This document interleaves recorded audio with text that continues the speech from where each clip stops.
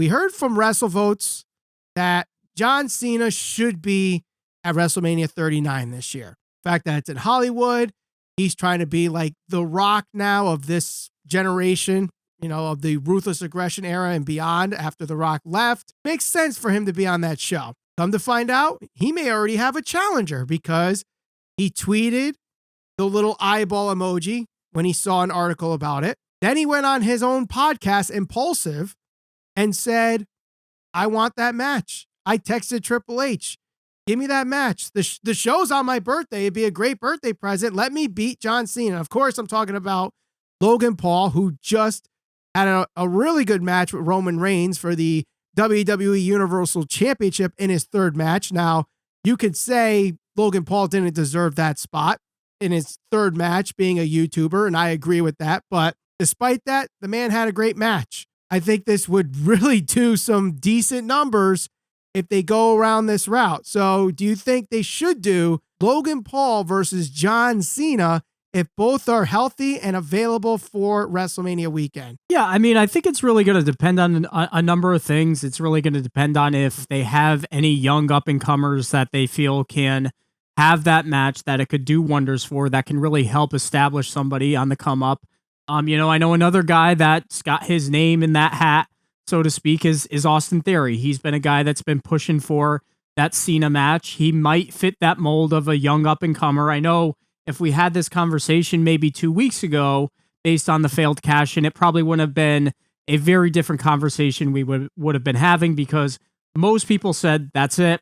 He's cast off, that he's done.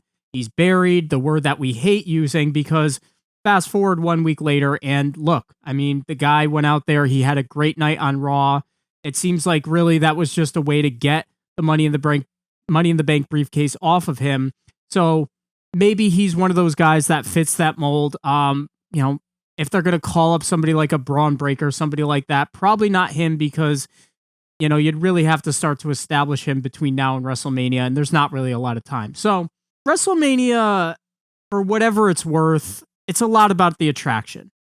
Attraction right. Matches, spectacles, oh my God moments, streaks.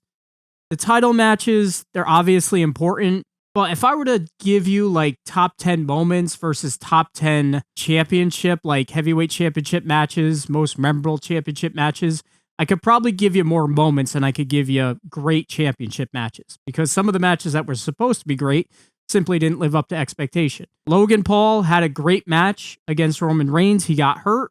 If he's back and healthy in time, why the hell not do this match? Why the hell not?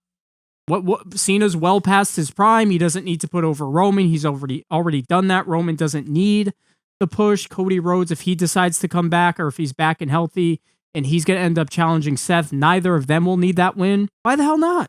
The problem is Logan Paul is still considered an outsider, despite the fact that he took Roman Reigns to the limit in just his third match, had an incredible match with him. He's still an outsider. He's not a full-time wrestler. I don't think he's in the future plans per se for WWE, like an Austin Theory would be. Despite what people might have said with the failed cash-in and saying that was bad booking, which I would agree with, the way they executed that cash-in was beyond dumb. Cashing in on an open challenge made him look stupid, but the explanation that he had as to why he went after Seth made sense. It basically did what I said they were trying to do, was establish the U.S. title as a top championship. Now he's even gotten rid of the goofy selfie gimmick, which I think is absolutely dumb too. Now you put him on with that John Cena feud for WrestleMania, and that's a high-profile match for him. Even if it's a losing effort and he puts on a great match with John Cena, I think that still does wonders for him and the future of him in WWE than it would with Logan Paul. Now, if you're thinking of it from a box office and viewer rate, obviously Logan Paul and John Cena, I think, would probably do better than John Cena and Austin Theory. But if I'm looking at the future, I think Austin Theory needs to have that match.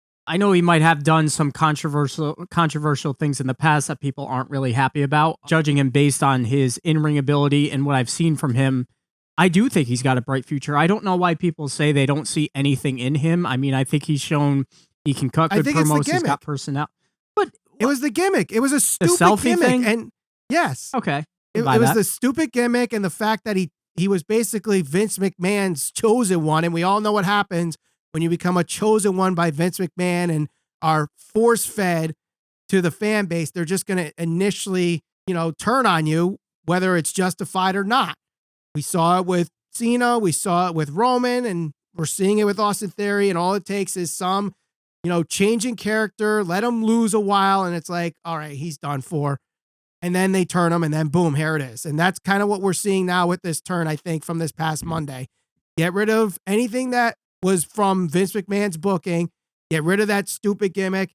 Now he's more serious. He's even growing facial hair to even make himself more serious or whatever. But this conversation we're having between Logan Paul and John Cena and Austin Theory might even be worth having, because there's another name that's rumored to be part of WrestleMania 39, and that's Stone Cold Steve Austin. According to Fightful Select, the new regime of WWE have reached out and talked to Stone Cold Steve Austin of having him have one more match at WrestleMania 39, 1 year after his return match after many, many years.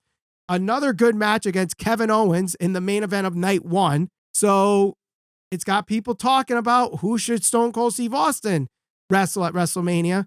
And a lot of people threw out Austin versus Cena. Do we go that route? Do we go Cena and Austin, or should Austin have a different opponent? And if so, who's that different opponent? Well, Austin and Cena is definitely appealing.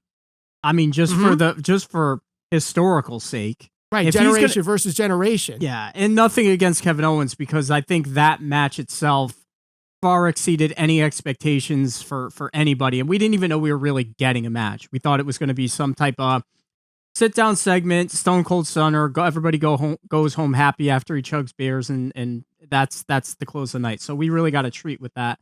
We can't forget this. This is Triple H's first WrestleMania. And I got to think that Triple H is going to try to make a splash, whether it's from a booking standpoint, a spectacle standpoint. WrestleMania prides itself on being the showcase of the immortals, all about the moments, all about the segments, larger than life, this and that. I don't know if you can get bigger than Cena and Austin. I know that some people like Meltzer threw out a short list of, Punk and Austin. I don't know what's going to happen with Punk, but I mean, if WWE does try to go after CM Punk, I can't think of a bigger match than that other than Cena. I think the most money could probably be made with Austin and Brock. The likelihood of it is the least likely of the three that Meltzer gave. For those that didn't see it on his Wrestling Observer Radio with Brian Alvarez, the three names he gave were Austin versus Punk, Austin versus Cena, and Austin versus Brock.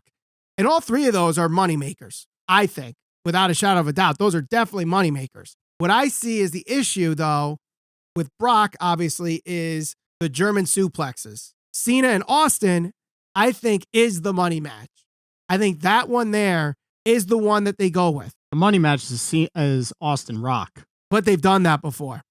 And Rock is going to face Roman. You think Roman's wrestling Rock at WrestleMania this year? If The Rock is available and he's going to be on that show, he's wrestling Roman Reigns. But I agree with you. I think of any of those options, Cena's the match I want to see. Imagine if they get everybody here, Ralph. If they get Rock, they get Cena, they get Austin, Logan Paul's healthy, CM Punk joins the roster, Cody recovers from injury, Brock comes back. You imagine the card they're going to have of literally their slogan of then, now, and forever. I know some people are going to shit on it, rightfully so, if you're one of those that doesn't want to see nostalgia acts and, give the guys that are there all the time, the quote unquote full-timers, the spotlight. I'm totally on board with that, but WrestleMania has been more the exception to that. And WWE has always been that way, where they've given the celebrity spots, they've given the nostalgia act spots, because that's their Super Bowl. That's when they're trying to maximize as many eyeballs to the product as they can. A guy that is barely on TV to begin with is not going to do that for them. Unfortunately, that's the case. Check out the next clip from the Squared Circle Psychobabble by clicking the thumbnail on the screen right here, or you could get full episodes ad-free by joining SCPB Plus. Click the icon right here. And of course, give us the 1, 2, 3. 1, like this video. 2, join the Babble section and subscribe. 3, ring the bell and be notified for the next video clip of the Squared Circle Psychobabble.